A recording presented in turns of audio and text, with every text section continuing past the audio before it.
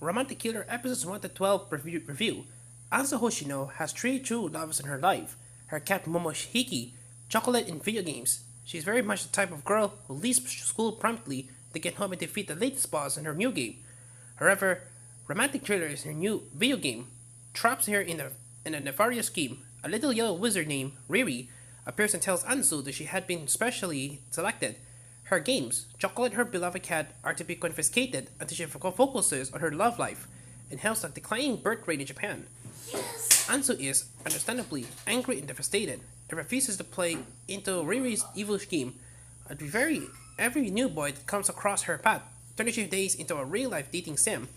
Can she resist the call of broad love, or find a way to get her beloved items back without a blackmail? Back in the early 2010s, you remember a series called The World Got All It Knows, which lasted 3 seasons plus some OVAs.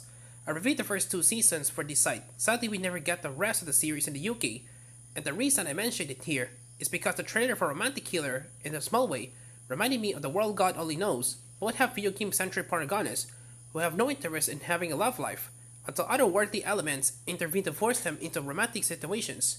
That's the reason I started watching Romantic Killer. I went into it completely blind and expected to just have 12 episodes of silly fluff. Instead, I walk away from the series completely surprised at how much I enjoy it.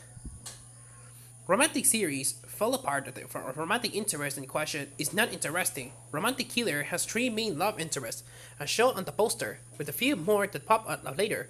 I won't spoil the extra guys, but luckily the three main male love interests all bring something different to the table. There's Sokasa, the first love interest to bump into Anzu, and the one developed the most as his story arc ends up serving as a season finale's conclusion.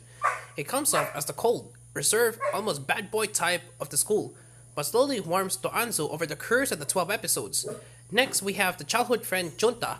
His character is very sweet, but also one of the weakest aspects of the series.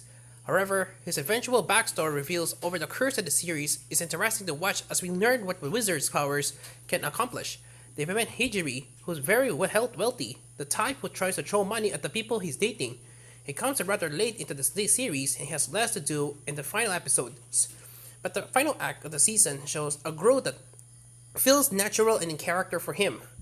As the Sokasa in the final story arc, I won't spoil it, but I will say that it's very rare for the storyline of that type to be associated with a male character and be taken seriously.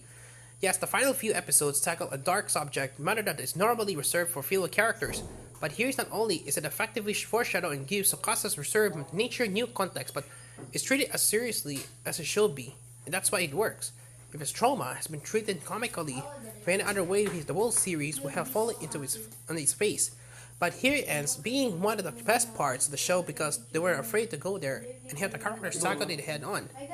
Romantic Killer is a comedy that turns a lot of the dating sim, ultimate game, and romantic tropes on their heads. It's quite messed up that the wizard Riri uses their powers to not only throw random boys into Anzu's path, but also messes up their lives to keep them in the path, giving Anzu no way to avoid them. For example, Riri causes a flood in Tsukasa's apartment and has all the other apartments taking out the market so that he has no choice but to move in with Anzu. Riri then seemingly plucks one boy from out of nowhere to be Anzu's childhood friend. So he knows everything about Anzu, but she knows nothing about him. What it makes it all fun to watch unfold is seeing Anzu work on the fly.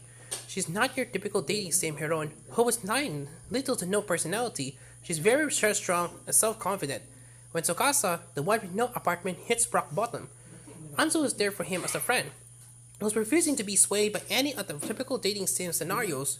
Riri sets up like suddenly tripping into his arms, falling on the top of him.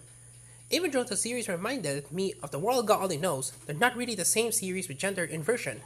The World God Only Knows is about a boy who's obsessed with 2D girls and dating sims, has no interest in real-world human beings, and is forced to use his gaming skills to help capture escaped souls from hell. So it was more of a hero's journey for him.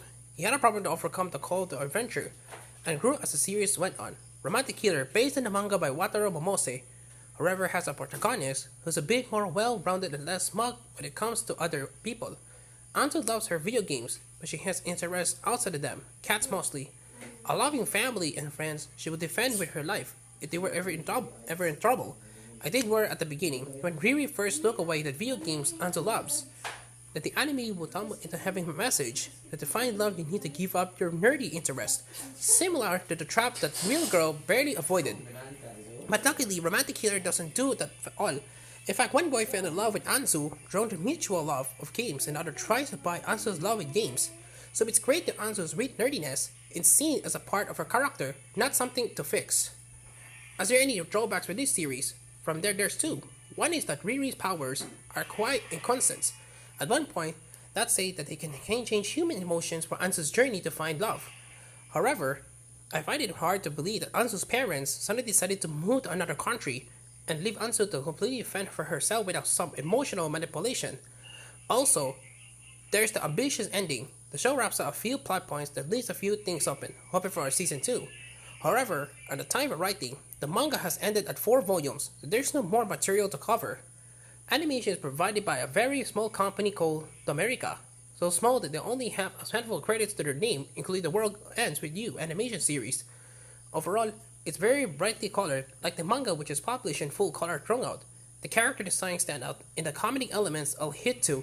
There's many times when Anso pulls a random face to get their point across, and they nail each expression every time.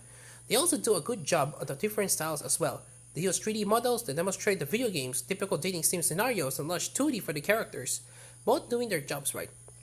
English dub-wise, native newcomer Dan Melody does a very good job with Anzu, keeping up for her with fluctuating high-energy voice across the voice series, and also Jason Griffith as Sokasa.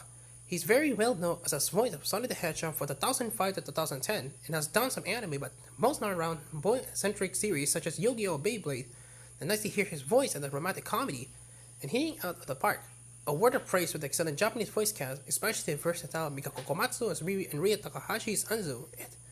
Romantic Killer ended up surprising me a lot when it just expecting some rom-com filler at Netflix, but ending up not only really invested in the characters, but also really hoping for season 2.